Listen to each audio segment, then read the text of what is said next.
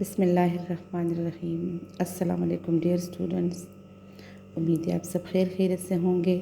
میں ہوں آپ کی اردو کی ٹیچر، اور آج کا ہمارا موضوع یا اصطلاح ہے شعری اصطلاحات۔ بچے، شعری اصطلاحات سے کیا مراد ہے، یہ کسے کہتے ہیں؟ تو اس سے مراد وہ الفاظ اور اصطلاحیں ہیں جو شاعری کو سمجھنے اور اس کی ساخت اور فنی خوبیوں کو بیان کرنے کے لیے استعمال ہوتی ہیں۔ یعنی شعر و شاعری میں حسن و نفاست پیدا کرنے اور کلام کو وزن دینے کے لیے کچھ بنیادی شعری اصطلاحات کا استعمال کیا جاتا ہے۔ یہی اصطلاحات کلام کو خوبصورت کرتی ہیں۔ تو یہاں ہم چند اصطلاحات کا ذکر کرتے ہیں۔ تو سب سے پہلے ہم بات کریں گے مصرع پر۔ مصرع کسے کہتے ہیں؟ تو مصرع سے کیا مراد ہے؟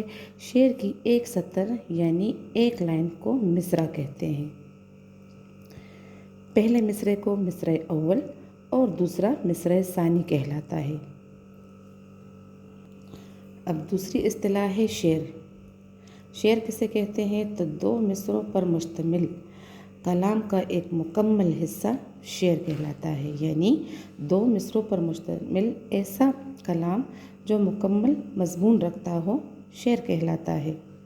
جیسے غالب کی غزل کا یہ شعر ہے: کوئی امید بر نہیں آتی، کوئی صورت نظر نہیں آتی۔ بچے، یہ دونوں مصرعے مل کر ایک شعر بناتے ہیں۔ اور جس طرح میں نے آپ کو پہلے بتایا کہ مصرع شعر کی ایک سطر کو کہتے ہیں، تو پہلا مصرع دیکھیں، کوئی امید بر نہیں آتی، یہ مصرعِ اول ہے، اور کوئی صورت نظر نہیں آتی، یہ مصرعِ ثانی ہے۔ اب ہم بات کریں گے مطلع پر۔ ایک اور شعری اصطلاح جسے مطلع کہتے ہیں، تو مطلع اس میں ظرف مکان ہے۔ یہ عربی زبان کا لفظ ہے جس کے لفظی معنی ہیں طلوع ہونے کی جگہ یا ابھرنے کی جگہ۔ شعری اصطلاح میں مطلع سے مراد غزل یا قصیدے کا پہلا شعر جس کے دونوں مصرعوں میں قافیہ اور ردیف پایا جاتا ہے۔ یعنی دونوں مصرعے آپس میں ہم قافیہ اور ہم ردیف ہوں گے، یہی مطلع کی پہچان ہے۔ اب ہم میر تقی میر کی غزل کا مطلع دیکھتے ہیں: ہستی اپنی حباب کی سی ہے، یہ نمائش سراب کی سی ہے۔ تو بچے، اس شعر میں حباب اور سراب قافیے ہیں اور کی سی ہے ردیف ہے، جو کہ دونوں مصرعوں میں پایا جاتا ہے، اس لیے یہ مطلع ہے۔ اب ہم ایک اور شعری اصطلاح مقطع پر بات کرتے ہیں۔ بچے، مقطع بھی اس میں ظرف مکان ہے۔ یہ بھی عربی زبان کا لفظ ہے جس کے لغوی معنی ہے قطع کرنا یا کاٹنا۔ اب شعری اصطلاح میں مقطع سے کیا مراد ہے؟ تو مقطع غزل کا وہ آخری شعر جس میں شاعر اپنا تخلص استعمال کرتا ہے، مقطع کہلاتا ہے۔ بچے، شعر غزل یا قصیدے کا یا نظم کا آخری شعر جو ہوتا ہے وہ مقطع کہلاتا ہے۔ قطع کرنا، کاٹنا، مراد یہ ہے کہ ختم کرنا۔ تو جس طرح غزل ختم ہوتی ہے تو کسی شعر پر ختم ہوتی ہے، وہی شعر جو ہے تو وہ مقطع کہلاتا ہے، اور اس میں اکثر شاعر اپنا تخلص استعمال کرتا ہے۔ جیسے میر تقی میر کی غزل کا مقطع ہے: کہیں کیا جو پوچھے کوئی ہم سے میر، جہاں میں تم آئے تھے کیا کر چلے۔ تو اس شعر میں میر تخلص آیا ہے، اس کا مطلب ہے کہ یہ مقطع ہے۔ اب ہم ایک اور شعری اصطلاح پہ بات کریں گے۔ وہ شعری اصطلاح ہے قافیہ۔ اب ہم قافیہ پہ بات کریں گے۔ بچے، قافیہ کسے کہتے ہیں؟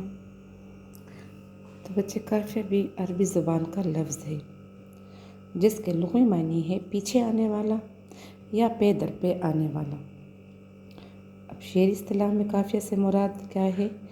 شعری اصطلاح میں قافیہ سے مراد شعر میں ردیف سے پہلے آنے والے ہم آواز اور ہم وزن الفاظ ہیں۔ یاد رہے کہ قافیہ ردیف سے پہلے آنے والے ہم آواز الفاظ ہوتے ہیں جو معنی کے لحاظ سے تو الگ الگ ہوتے ہیں، یعنی ان کے معنی مختلف ہوتے ہیں ایک دوسرے سے، لیکن ہم وزن اور ہم آواز ہوتے ہیں۔ قافیہ مطلع کے دونوں مصرعوں میں پایا جاتا ہے اور غزل کے باقی اشعار کے دوسرے مصرعے میں پایا جاتا ہے۔ اب غالب کی غزل کا مطلع ملاحظہ کیجیے: دل ہی تو ہے نہ سنگ و خشت، درد سے بھر نہ آئے کیوں، روئیں گے ہم ہزار بار، کوئی ہمیں ستائے کیوں۔ کہ اس شعر میں آئے اور ستائے ہم آواز الفاظ ہیں اور یہ قافیہ ہے جو معنی کے لحاظ سے تو بالکل مختلف ہے اور یہ ردیف سے پہلے آئے ہیں۔ اب ایک اور شعری اصطلاح ردیف ہے۔ اب ردیف کے بارے میں پڑھتے ہیں کہ ردیف کسے کہتے ہیں۔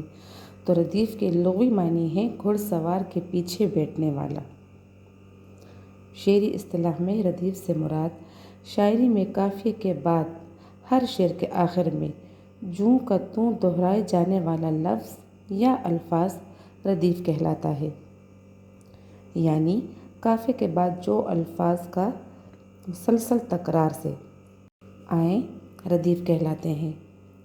آسان الفاظ میں ہم یوں بھی کہہ سکتے ہیں کہ اشعار میں قافیے کے بعد بار بار دہرائے جانے والا لفظ یا الفاظ ردیف کہلاتے ہیں۔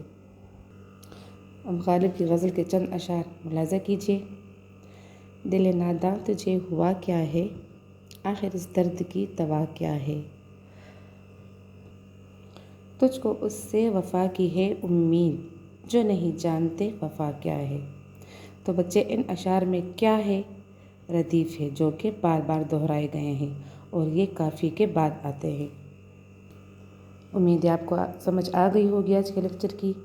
اپنا بہت سا خیال رکھیے گا۔ اگلی ویڈیو تک کے لیے اللہ حافظ۔